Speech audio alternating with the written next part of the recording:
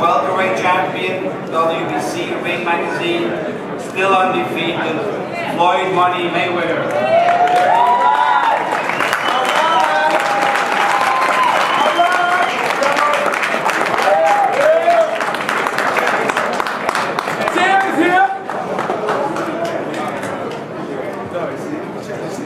Stats first. A good fight. Tough competitor.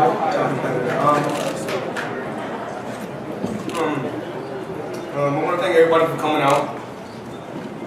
Thank the media. Thank Showtime, CBS. It's been truly an amazing ride. 17 years. I'm truly blessed to be where I'm at. I have a tremendous team. We work hard day in and day out. You know, you guys have done a great job. You know, promoting the fight, and I was built for this. What else can I say? My dad done a good job, my Uncle Roger done a good job in camp. We had a great training camp. You know, I feel good, I feel strong. A lot of people thought the layoff was going to play a major problem, but it didn't. And we stuck to the game plan. But there's so many people that works behind the scenes, you know, with my camp and with my team that don't get the props. Like, you know, Boza Edwards, he works day in and day out. He runs my gym. My mother, two brothers, my Uncle John, my Uncle Gerald, my Uncle Jeff. People that works behind the scenes that don't get the credit that they really deserve. And I have so many people that's in my staff that help me get to this point. You know, at this level, when you get to the pinnacle, it's not just inside the ring. You gotta have people take care of things outside the ring as well, so that you're comfortable, so you can go in there and perform like you need to perform. And tonight was just another stepping stone. We still got 5 more fights, and we'll see where we go from there. Like I said before, you know, as far as the Miguel Cotto fight, I felt like I got hit with shots I shouldn't have got hit with, so I had to bring a defense master back, my father.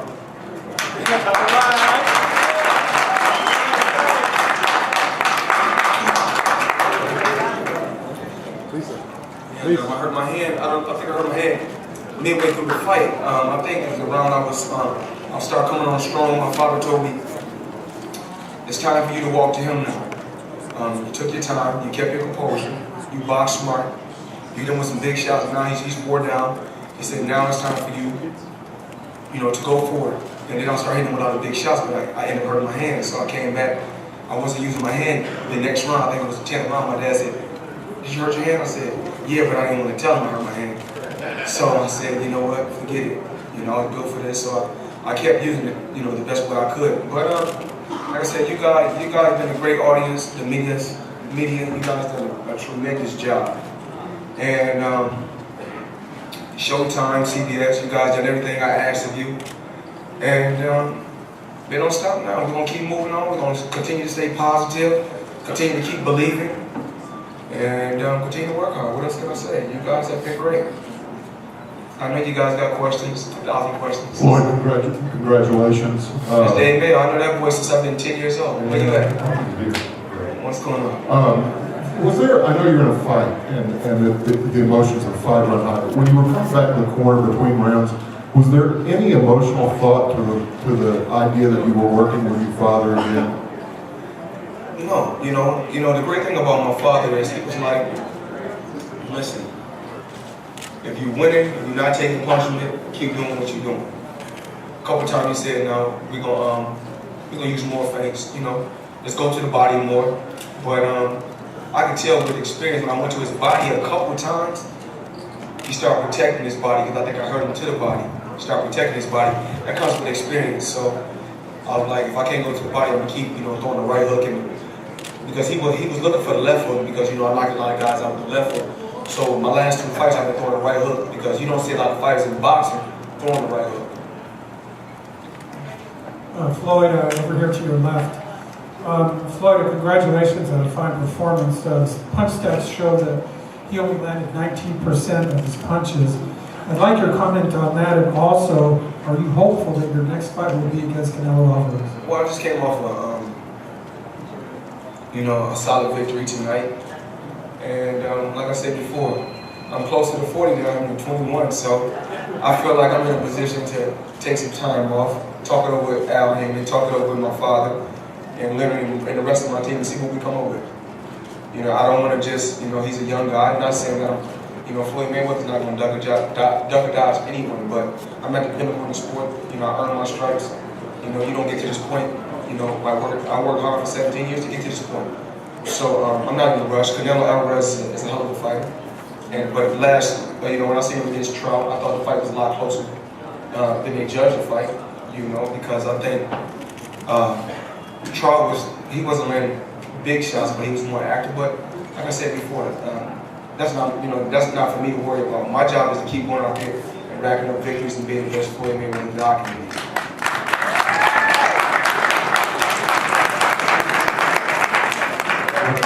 Floyd, straight ahead. How are you? What's up? My dude, Dan. What's up, man? Congratulations on your victory tonight. It was a very impressive performance. And you spent a lot of time talking to your father about the defense and why you brought him back. But the offense, to me, seemed even more sensational than the defense because you just, a straight right hand could not miss. And you landed 60% of your power punches. And I wanted to wonder if you could address the fact that as good as the defense was, and that's what you and your father talked about, how impressive the offense was. And I'd also like to know if your plan as of right now is still to come back and fight here on September 14th. I got plans on fighting in September. Yes, I'll be back in September. You know, that's the plan. I really took it over. You know, I took a couple shots, wild shots in the inside, and I got the territory. Well, my dad, before we went out there, I remember the last thing my father told me before we went to the ring. He was like, "Listen, because I don't watch tapes of fighters. You know, I let my trainer and my team do that. All I do is go out there and execute the game plan that's delivered to me." My dad said, "I'll tell you what's going to get him, the right hand." He said, "Yes, you can use the jab, but I'm going to tell you what's going to get him, right hands all day." And so all I did was went out there and execute the game plan that was delivered to me. And so, you know, like I said before, but we had in camp, we had a great chemistry. You know, my dad wasn't stepping on Roger's toes, Roger wasn't stepping on my dad's toes, and you know, sometimes you're trying to get them to the bicker back and forth, but we had a great training camp, and everything played out like it should have played out. Hey Floyd, congratulations in the front here. Kevin, what's up? I know all you guys by your first name. What's going on, Kevin? Hey, congratulations on a great fight. Two things I wanted to ask you. First, Big Floyd had said earlier that on the first day back in training, he saw you sparring really big guys and you were getting hit a little bit. Can you recall that? And what was going on that you were getting hit? Because usually against the big guy, you would think you wouldn't be hit. Well, I told my father, you know, you got to realize this. You know, I've been off over a year. You know, when I was with my father, I was active. You know, I was active. I was off for a year. You know, I was incarcerated. And so, you know, the guys that I was boxing when I first went to the boxing gym, they're gym rats. They're in the gym every day. I'm not in the boxing gym every day. You know, a fight of this magnitude takes 6 months to build, and sometimes it takes a year to build, you know, an exclusive pay-per-view fight. But like I said, once I shook the cobwebs off and my father seen me box and come back around to my old self, I said, you know what, I'm not worried. And the second question I want to ask you is, I asked your father this earlier, but can you compare yourself to some of the great fighters of all time, like Ray Leonard and Ray Robinson, and you know, especially the guys in your weight classes like Duran and Tommy Hearns and those kind of guys? How do you think you would do against them? And are you disappointed at all that you don't have that type of opponent out there to face? It's not that. It's not that. It's just that it's not bragging or boasting. I take my hat off to Sugar Ray Leonard and all those other fighters that paved the way for me to be where I'm at today. And I'm not here to match myself against them because I'm not in there. Like I said before, I'm not in their era, but I respect them. I take my hat off to them. I'm in my era. I just do what I do. Floyd, you're right. Oh, you're right over here. Which one? Hey, Floyd, how you doing? Good, man. Thank you. Congratulations, masterful performance today. Thank you. I just wondered, did you expect more of a roughhouse and dirty kind of approach from Robert Guerrero tonight, where he would try to really get physical, or were you actually able to control that kind of thing so that it never actually occurred? Well, I told you, if you guys can go back and look at All Access and look at the interviews, I told you it's different when it's on this level. This is at the pinnacle of the sport. You know, this is, like I said before, the pressure when you come in on this level is not like regular pressure when you're fighting on just a regular network. You know, this, when you're at the pinnacle, you have to be prepared for this all the way around the board. Because mentally, this can really mess with you. See, me, myself, I don't read articles. I don't go read the article.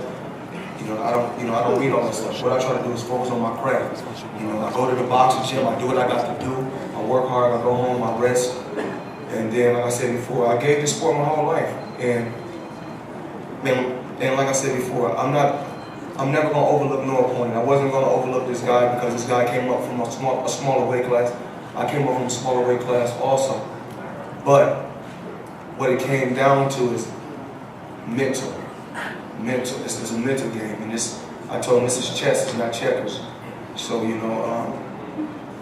my legs, they said I was losing my legs because I was 36. I showed the world I still can box. I showed them my defense is still there. I showed them I'm still fast. And like I said before, we had a great training camp. I can't cry or complain about nothing, no matter how the fight played out. It is what it is. Floyd, over here, Floyd, to your left.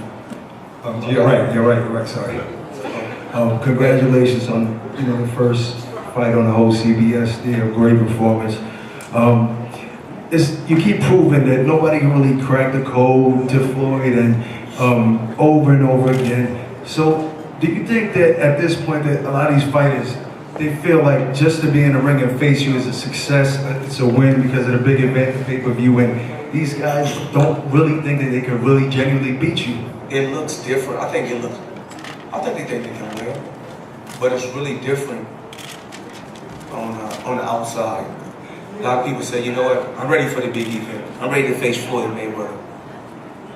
And I can remember when I was a kid, I was like, one day, when I seen Mike Tyson, when Mike Tyson used to fight, I was a teenager, I came out here to Las Vegas. And I seen Mike Tyson at the boxing gym a few times. I see him because we trained at the same boxing gym. He used to have nice Bentleys and stuff, and I said, if I can keep working hard, I can get it. I said, if I just keep dedicating myself to my craft, I can get it. But as far as opponents, I truly believe they think they can win, but it's different when you're inside there. It looks like, I can hit him with this shot, I can hit him with that shot. And how I weighed my options for this fight, I said, okay, he fought Casitas, and it was a tough fight. And Marquez beat Casitas. And then I said, okay, he fought Casamayor, he went the distance. Casamayor was like 40 years old. So I said, Marquez knocked Casamayor out. Then I said, well, Floyd, is he a stronger puncher than Cotto? I said, no. I said, well, is he a better fighter than Cotto? I said, we'll just have to see. And that's how I weighed my options. But do I think the fighters think that they can win? Yes. It's so crazy. The crazy thing about my career is, when I used to be in my bedroom when I was a kid, had different posters on the wall of different fighters. And what's crazy is, the poster that I had right behind me, when I lay down every night, I see a poster above me, actually it's above me. I see a poster every day. And I used to watch boxing, I think it was in the forum then. I think used to do it, yes. And I seen this fighter fight, I was like, man, he is unbelievable. No fighter would never beat this fighter. I don't like his style, he was tall, he was rangy. And at that particular time, I was probably 16 years old. And 5 years later, I was across the ring from him. So, life is crazy. Hey, Floyd,